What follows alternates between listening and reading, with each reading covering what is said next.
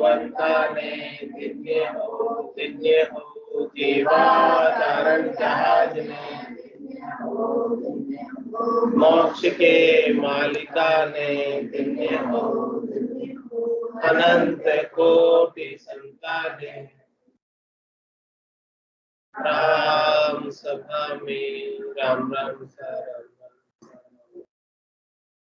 शरणो सतगुरु दयाल को, मुखे हृदय हरि नाम। नित पद संगत साधु के, आजीवन मोक्ष अणबे पद पर कास के, दायक सतगुरु राम। अनंत कोटि जन सहाय की, ताय करो प्रणाम। सतगुरु को एको सब, मन कोई लेवे मान।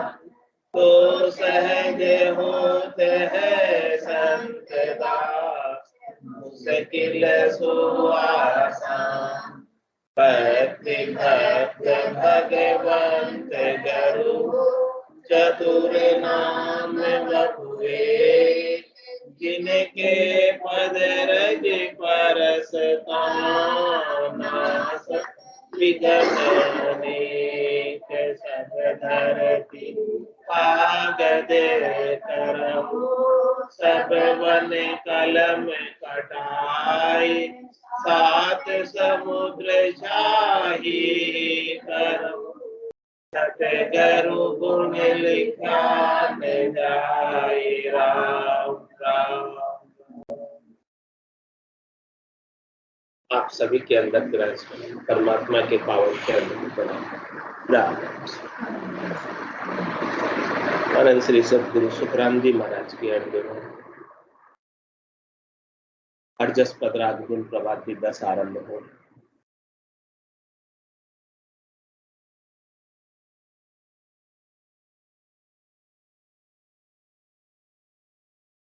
त्रिकुटी महल अनूपा हो, जहाँ रात दिवस नहीं धूपा हो। त्रिकुटी महल अनूपा हो, जहाँ रात दिवस नहीं धूपा हो। सुन जो हरिजन आणी हो, कहूँ परम पद वाणी हो। सुन जो हरिजन आणी हो, कहूँ परम पद छाणी हो। तीन लोक का साधा हो, वहाँ माट त्रिकुटी बांधा हो। तीन लोक का साधा हो, वहाँ माट त्रिकुटी बांधा हो। त्रिकुटी महल अनूपा हो, जहाँ रात दिवस नहीं धूपा हो। सत लोग यहाँ आगे हो, जहाँ जम का डर नहीं लागे हो। सत लोग यहाँ आगे हो, जहाँ जम का डर नहीं लागे हो। त्रिकुटी लग जम जावे हो, ब्रह्मा विष्णु ढहावे हो। त्रिकुटी लग जम जावे हो, ब्रह्मा विष्णु ढहावे हो। त्रिकुटी महल अनूपा हो, जहाँ रात दिवस नहीं धूपा हो। ओहूं सोहूं श्वासा हो, वहाँ लग जम का बासा हो। ओहूं सोहूं श्वासा हो, वहाँ लग जम का बासा हो। त्रिकुटी परे मुकामा हो, नवलंग केवल धामा हो। त्रिकुटी परे मुकामा हो, नवलंग केवल धामा हो। त्रिकुटी महल अनूपा हो, जहाँ रात दिवस नहीं धूपा हो। निरंजन अवगत दोई हो, वे पद पेला होई हो। निरंजन अवगत दोई हो, वो पद पेला होई हो। कह सुखी राम विचारी हो, तत् वासु पद न्यारी हो। कै सुखे राम विचारी हो, तत वासु पद न्यारी हो। त्रिकुटी महल अनुपा हो, जहाँ रात दिवस नहीं धूपा हो।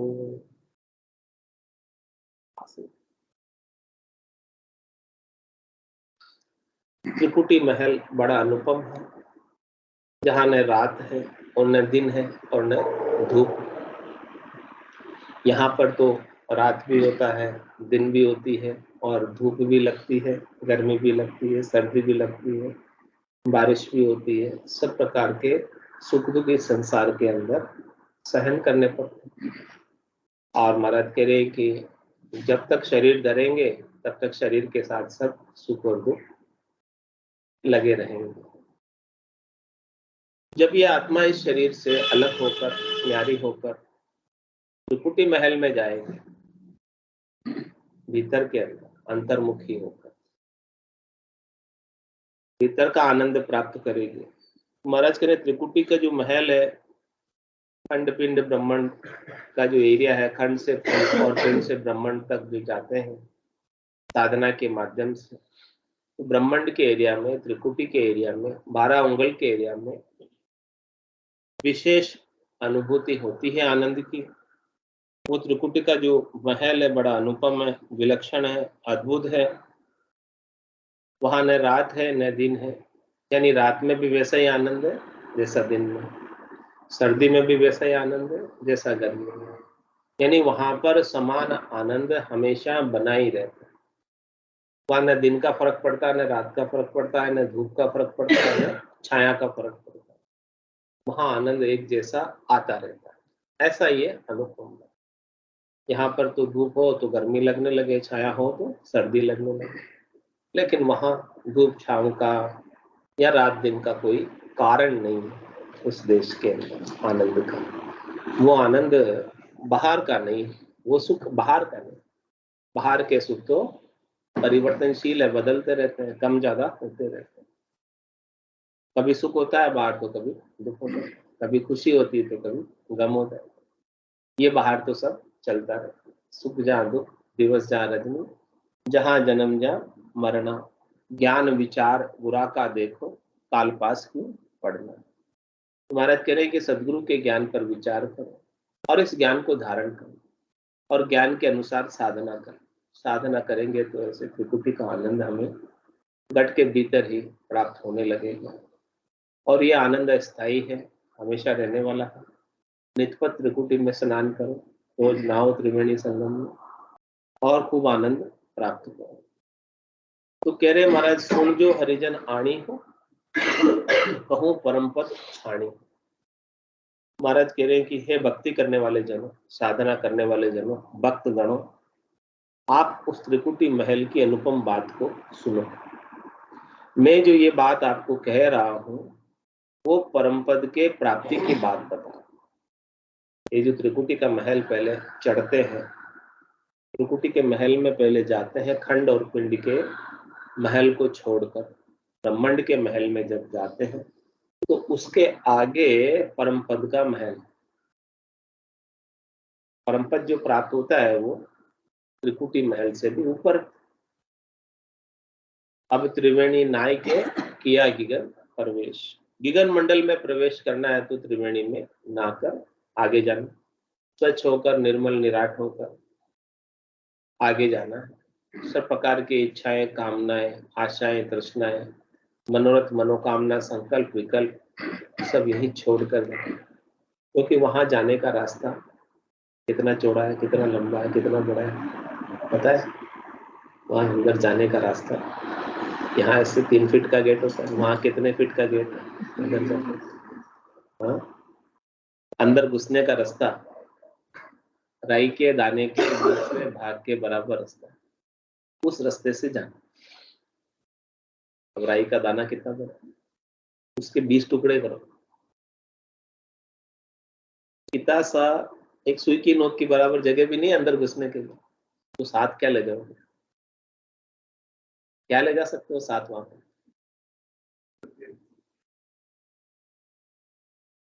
बस खुद चले जाओ वो। तो यहाँ पर खुद के अलावा जितने भी अपन ने अपना इकट्ठा कर रखा है, अपना मान रखा है, अपना समझ रखा है, अपने ऊपर ओढ़ रखा है, उन सबको यही उतारो।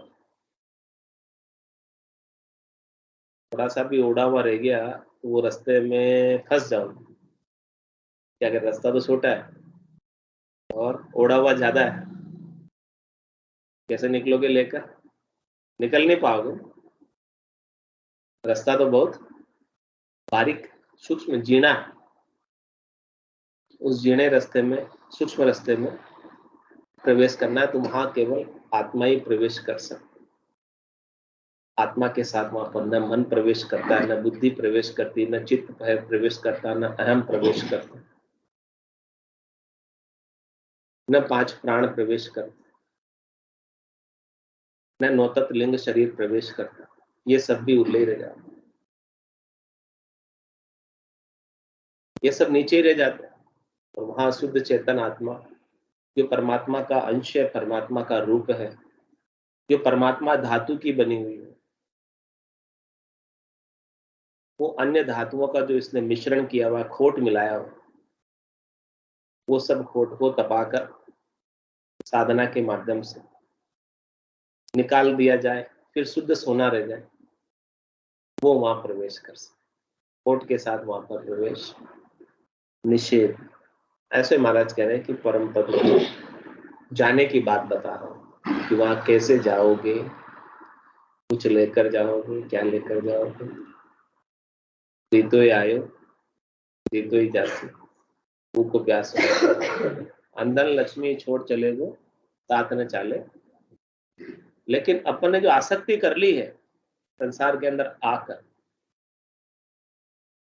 वो आसक्ति के बंधन में बंधे रहते हैं और वहां जाने पर परम पद को प्राप्त नहीं कर पाते, क्योंकि हमें चाहना, आसक्ति, वासना, इच्छा, तृष्णा, मनोरथ, मनोकामना, संकल्प और विकल्प लगे हुए, अपने ऊपर चिपके हुए, अपन ने उनका आवरण ओढ़ रखा है। तो जब तक इस आवरण को उतारेंगे नहीं, हटाएंगे नहीं, कैसे हटेगा ये आवरण? ऐसे तो नहीं हटेगा। चाहते तो सब है हटाना, लेकिन हटता है क्या? नहीं हटता। फिर सदगुरु के ज्ञान से ही हटे। ब्रह्म का विचार घट में हमेशा कि मैं इस संसार से कुछ लेकर जा नहीं सकता, ये विचार हमेशा अपने अंदर बना रहे बस। ऐसा विचार चलता है तो अपन आसक्ति संसार के अंदर करेंगे। और सदगुरु ने अपने को नाम दिया है, नाम की साधना दी है, वो किस लिए दी है? इस आसक्ति से अलग होने। तेरे भजन सु वासना जल जाए, तुझे और कोई नहीं होता। नाम के सुमरन से ही सब प्रकार की वासनाएं जलेगी, समाप्त होगी और अपन इनसे अलग हो। तो एक नाम में ताकत है, नाम से निज नाम में शक्ति है, सामर्थ्य है कि वो वहां इस आत्मा को पहुंचा सके। बाकी तो और किसी में सामर्थ्य नहीं। निज नाम ही इसको लेकर जाता है, वो सदगुरु की कृपा से प्राप्त होता है। और जो नाम है, ब्रह्म का नाम है, वो हमें इन सब वासनाओं से, इच्छाओं से अलग करता है, न्यारा करता है, शुद्ध करता है, निर्मल करता है, निराट करता है। तो ऐसे परम पद में जाने की बात महाराज हमें समझा रहे हैं, बता रहे हैं। तो जो कोई भी साधना कर रहे हैं उनके लिए तो ये विशेष लाभप्रद बात है, समझने लायक बात, और समझकर इसे इम्प्लीमेंट करने, लागू करने लायक। और लागू किस पर करने? स्वयं। और स्वयं का मूल्यांकन करना है कि यह बात सदगुरु की बताई हुई हमारे ऊपर कितनी प्रतिशत लागू हो। जिस दिन पूरी लागू हो जाएगी उस दिन परम पद तैयार, देर नहीं। बस अपने लागू करने की जरूरत है। अपन कितना लगन के साथ, चेष्टा के साथ विश्वास के साथ, नैचे के साथ, प्रतीति के साथ सदगुरु के अणबे के वचनों पर अमल करते, उस पे अपना कल्याण निर्भर करता है।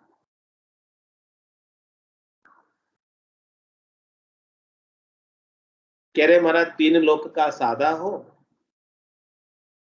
वहां मठ त्रिकुटी बांधा। महाराज फरमा रहे हैं कि जो है ये जो त्रिकुटी का मठ है, उस मठ तक पहुंचना, मठ हाइट पर होता, ऊंचाई पर, तो त्रिकुटी भी ऊंचाई पर।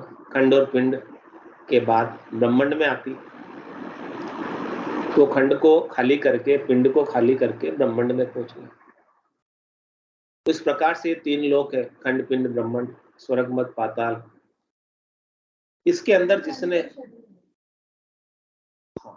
इसके अंदर अपन ने शोधना की, शब्द के साथ खोज की, स्थान स्थान पर, कवण कवण पर अनुभव किए, तब जाके खंड और पिंड से ऊपर ब्रह्मांड तक पहुंच पाए।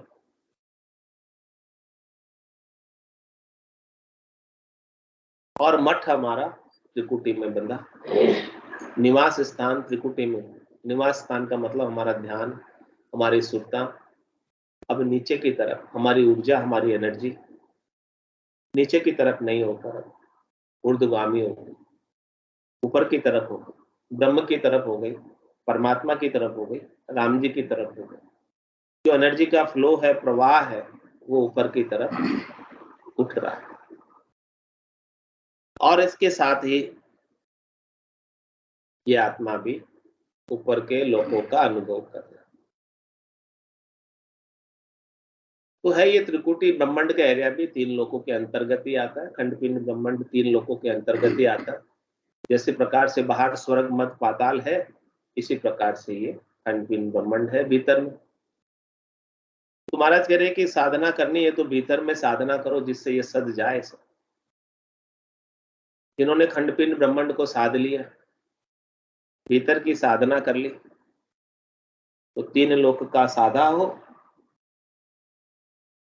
वहां मठ त्रिकुटी बांधा। उन्होंने त्रिकुटी में अपना मठ, अपनी झोपड़ी, अपना स्थान रहने का बना लिया। और कह रहे महाराज कि सतलोग यहाँ आगे हो जा, जम का डर नहीं लागे। सतलोग जो है वो खंड, पिंड, ब्रह्मांड से भी आगे है।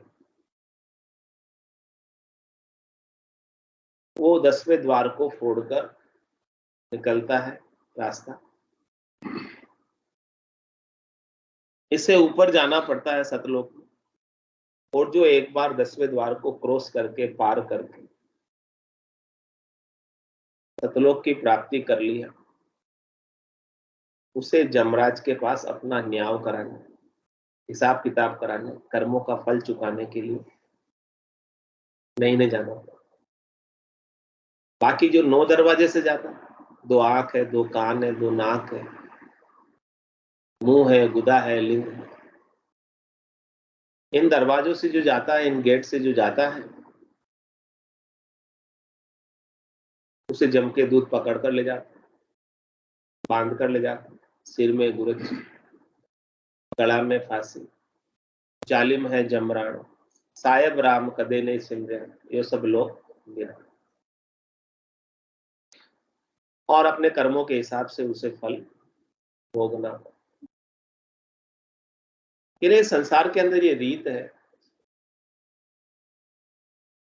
कि कोई भी आप कर्म करते हो, तो उसका जो फल मिलता है, क्या कर्म करने के बराबर मिलता है, या उससे अधिक मिलता है, या उससे कम मिलता है? क्या रीत है? कर्म कोई कार्य कोई एक किया, उसका जो फल मिलेगा, जितना कार्य किया उतना मिलेगा, या उससे कम मिलेगा, या अधिक मिलेगा? बीज आप एक बोते हो, फल कितने आते हैं?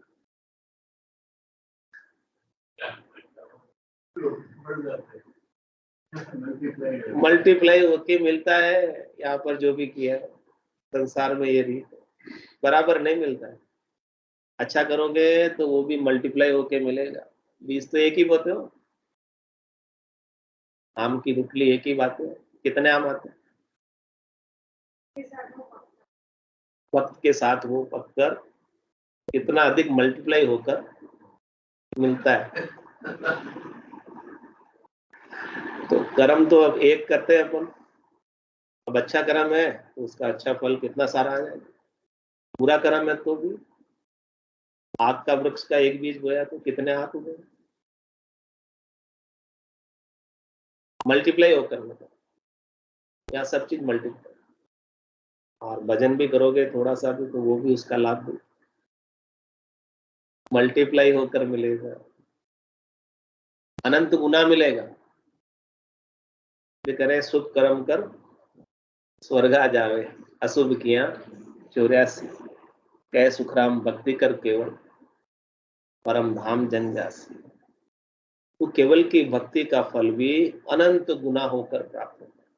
इसलिए अपने को क्रियमान कर्म करते वक्त थोड़ा सा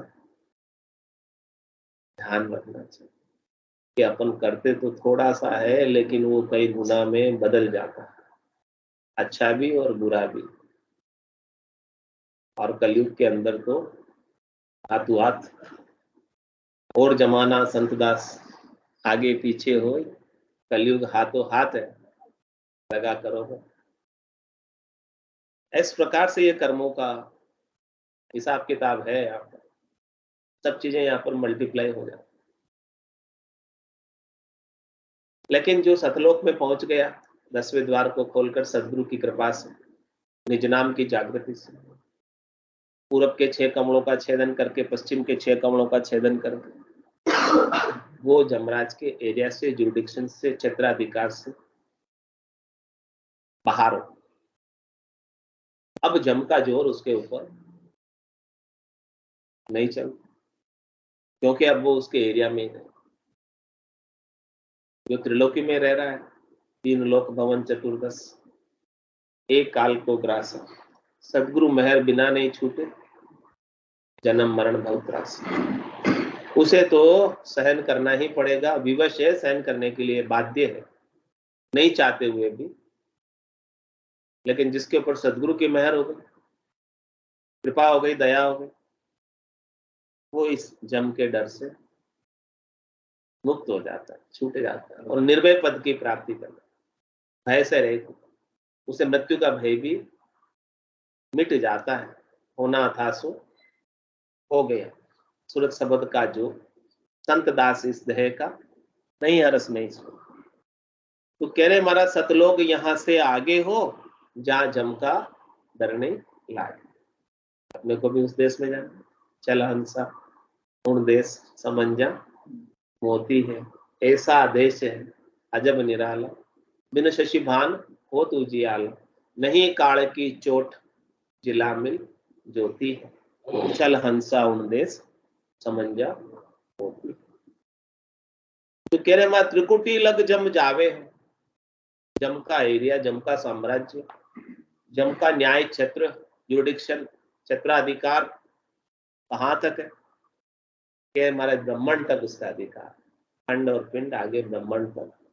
त्रिकुटी लग जम जा, 10वें द्वार से हेटे हेटे त्रिकुटी है, यहाँ से आरंभ होके 10वें द्वार तक ये सब एरिया तक त्रिकुटी है। यहाँ तक भी आप आपका शब्द रहता है साधना करते हुए।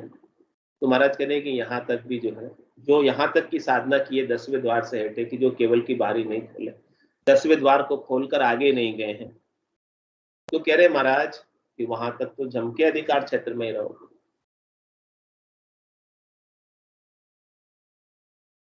कह रहे ब्रह्मा विषण ढहावे हो। जमराज की नियुक्ति सृष्टिकर्ता परमात्मा ने सबको अपने अपने अच्छे बुरे कर्मों का फल भुगताने के लिए कर रहे थे। वो किसी को नहीं बख्शता, वो सबके ऊपर। ब्रह्मा रच्यो गढ़न को, विष्णु करण प्रतिपाल, शिव रच्यो संहार को, इंद्र वर्षण मेघमाल, पाप पुण्य का न्याय को शिव जो है धर्मराज, संत सिद्धा सुखराम को जीव उदाहरण। महाराज कह रहे हैं कि वो जमराज जो है 24 अवतार को भी नहीं छोड़ता, नहीं बख्शता।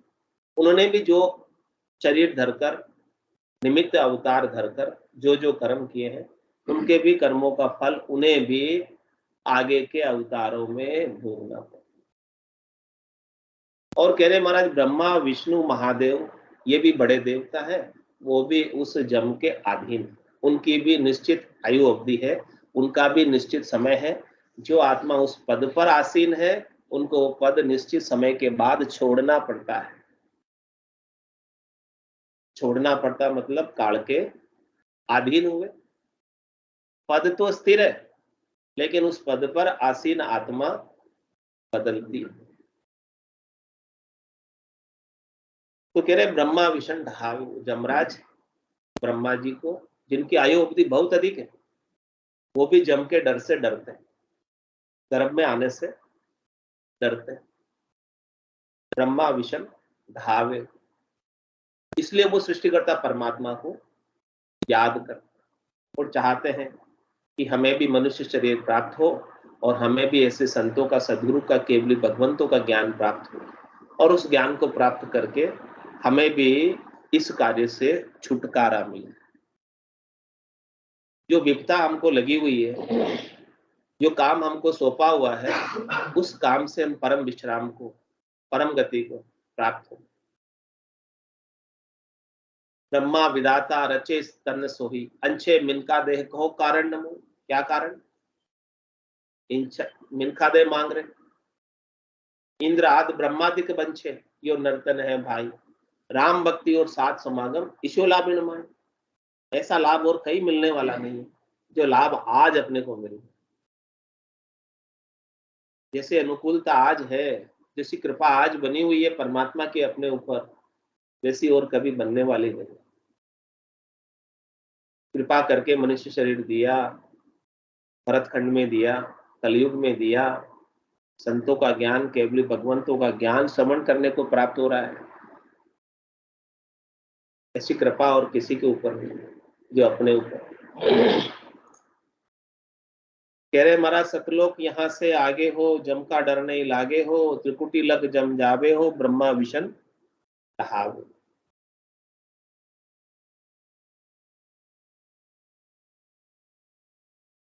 और कह रहे ओहू सोहू श्वासा हो, जहां लग जम का वास। जम किसको खाता है? श्वासों को खाता। आवती श्वास जावती श्वास किसके मुख में जा रही है? सब ताड़ के मुख में। अपने को गिनती की श्वासें मिली, ये कितनी है गिनती की श्वासें? 21,600 श्वास 24 घंटे की है। और एक साल के एवरेज दिन, महीना 30 का गिनो तो 360। 360 को 21,600 से गुणा करो तो 77 करोड़ 76 लाख होता है। 100 बरस की आयु। हाँ, तो महाराज कह रहे हैं कि ये 77 करोड़ 76 लाख श्वासें किसके मुख में जा रही है? काल के मुख में जा रही है। कह रहे काल चिड़िया सब फल खाया, खाली खेत रह जाएगा, पछताएगा पछताएगा गया समय नहीं आया। ये काल रूपी चिड़िया है, ये खेत को चुग रही है। हाँ, सोती भी नहीं है, रात को भी चुगती है और दिन को भी चुगती है। फिर पछताए क्या हो? तो जब चिड़िया चुग गई खेत, भाई खेत जब पूरा खाली हो जाएगा, श्वासें सारी फुट जाएगी, क्या करूं? करे ओहू सोहू श्वासा हो, जहां लग जमका बासा हो। ये श्वासें तो सारी काल के मुख में ही जा रही है। महाराज कह रहे हैं कि आपको साधन करना है तो श्वासों से अलग होना। अरे मुख सिमरण पहुंचे नहीं, श्वासा सके न जाए, वाह बारी सुखराम के तो कौन खोले आए। नौतत लिंग शरीर भी ये भी उल्ली बार, हम देखा सब सारा बारी खोल के। श्वासों के साथ है तब तक तो जम का बास है, क्योंकि श्वास तो उठने ही वाली है। आप श्वासों के साथ जो कुछ भी कर रहे हो वो कब तक करोगे? जब तक श्वास इस पिंजर में। जिस दिन इस पिंजर में श्वास नहीं रहेगी तब क्या करोगे? कैसे करोगे? नहीं कर पाओगे। तो आपको चाहिए वस्तु चीज अखंडित, जो श्वासों के आधार से नहीं है, जिसमें श्वास से नहीं कर रहे हैं फिर भी होवे, वो अखंडित वस्तु, वो सदगुरु की अदा सता निज नाम सतनाम कुदरत कला नेचर, उसको काल नहीं खा सकते क्योंकि वो श्वासों के अधीन नहीं है, वो करनी में नहीं है, क्रिया में नहीं है। करनी और क्रिया का हार्टबीट भी तो रुक जाती है, वो नहीं रुकती, वो भी रुक जाती है, कैसे जोड़ दो उसके साथ, वो हार्टबीट से भी अलग है, वो नहीं रुकता। हार्टबीट रुक जाएगी, श्वासें रुक जाएगी, लेकिन वो नहीं रुकेगा, वो चाहिए। तो ओहू सोहू श्वासा हो, जहां लग जम का बासा हो, वहां तक तो जम का बास है। तेरे त्रिकुटी परे मुकामा हो, नवलंग केवल धामा हो। वो जो मुकाम है कहाँ पर है? त्रिकुटी से परे है, 10वें द्वार से परे है, खंडपिंड ब्रह्मांड से परे, पूरब के 6 कमलों से, पश्चिम के 6 कमलों से आगे है। त्रिकुटी परे मुकामा हो और नवलंग केवल धामा। नौतत लिंग शरीर को लांगोगे, सूक्ष्म शरीर को लांगोगे, जिसमें मन हो गया, बुद्धि हो गई, चित्त हो गया, अहम हो गया, विचार और 5 प्राण हो गए, पान अपान उदान ज्ञान समान। ये सूक्ष्म शरीर नौतत लिंग शरीर है। ये नौतत लिंग शरीर भी नहीं पहुंचता वहां, लेकिन ये आत्मा के साथ लगा। स्थूल शरीर को तो जला देते, दिखता है अपने, लेकिन सूक्ष्म शरीर दिखता नहीं, तो ये आत्मा के साथ अटैच रहता है। अब इसको डिटेच करना है, अटैच, इससे अलग होना, स्थूल शरीर की आसक्ति से अलग होना है, सूक्ष्म शरीर की आसक्ति से अलग होना है, कारण शरीर महाकारण से, इन सब शरीरों से अलग, अलग होकर ये नीचे रह जाएंगे, आप ऊपर हो। नौतत लिंग शरीर से अलग होंगे, लांगेंगे इसको, इससे सुख लेने की इच्छा को छोड़ेंगे, तब जाके वो केवल की धाम मिलेगी। 3 लोक सो भया उदासी, जे जन अमर लोक का वास। कुछ पाने के लिए कुछ खोना तो पड़ता है, लेकिन महाराज कहेंगे खोना तो कम है, पाना ज्यादा। चौथे लोक का साम्राज्य वो भी हमेशा हमेशा के लिए, जहां से आपको कोई वंचित नहीं कर सकता, अलग नहीं कर सकता, निकाल नहीं सकता। यहां से तो कोई भी निकाल नहीं, वहां से कोई नहीं निकाल सकता। ऐसे देश को प्राप्त करना। निरंजन अवगत दोई हो, वो पद पेला हो। कह रहे हमारा निरंजन जो है सृष्टिकर्ता परमात्मा है, वो कर्ता पद है, उसे अविगत का पद भी कहते हैं। उसकी विगत को कोई जान नहीं सकता, उसकी सामर्थ्य को, शक्ति को कोई जान नहीं सकता। उनकी कल्पना मात्र से 3 लोग रचे जाते हैं। लेकिन कह रहे महाराज कि वो पद है, वो निरंजन अविगत से भी आगे है, उससे भी परे, उससे भी ऊंचा, वो है कर्ता पद। कर्ता तक है, तब तक तो ग्रस्त है, कर रहे, बैरागी कैसे? वो बैरागी का पद है, जहां पर कुछ करना नहीं, कराना नहीं, बस आनंद ही आनंद, आनंद के सिवाय और कुछ काम नहीं हुआ करने कराने का। वो उससे भी पहले है, आगे है। कै सुखराम विचारी हो, तत्वासु पद न्यारी। तेरे जिसे तत्व कहते हैं, ब्रह्म ज्ञान कहते हैं, उससे भी वो पद अलग है, जुआ है, न्यारा है, सूक्ष्म है, जीना है। उस पद को प्राप्त करना, जो न्यारा पद,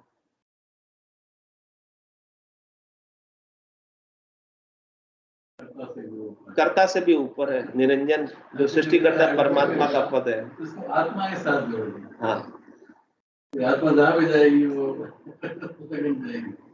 बोलो राम सद्गुरु देव जी महाराज ने।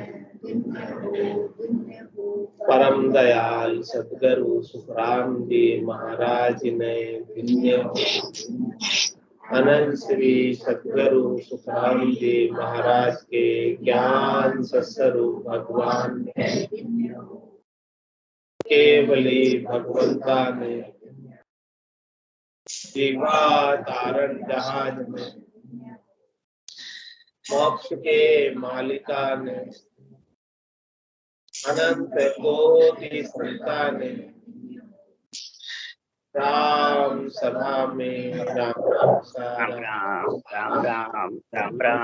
राम सा राम सा सब संतान सत्संज्ञान राम राम राम राम राम राम राम राम।